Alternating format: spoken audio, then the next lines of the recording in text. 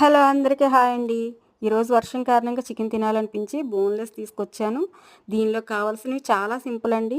కొంచెం పెరుగు, ఒక చిటికెడు కార్న్‌ఫ్లోర్, అల్లం వెల్లుల్లి పేస్ట్, చికెన్ మసాలా, అలాగే వీటికి బాగా పట్టేట్లు మనం చికెన్‌లోనే వేసేసుకుందాం. దానిలోనే కొంచెం పసుపు, కొంచెం సాల్టు, కొంచెం కారం వేసుకుని, కొంచెం ఆయిల్ వేసుకుని ముక్కలకంతా బాగా పట్టేట్లు మనం మిక్స్ చేసుకుందామండి. మిక్స్ చేసుకుని దీన్ని ఒక పక్కన పెట్టుకుని ముందుగానే పెట్టుకున్న పెనం మీద ఆయిల్ వేసుకుని, ఎంతో పట్టదండి, కొంచెమే ఆయిలు.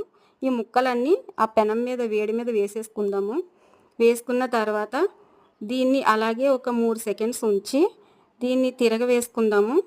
తిరగవేసుకున్న తర్వాత చూడండి, ఒక వన్ సైడ్ అంతా బాగా కాలింది కదా, అలాగే ఇంకొక సైడ్ కూడా బాగా కాల్చుకొని దీన్ని మనం ఒక ప్లేట్లోకి తీసుకుందాము.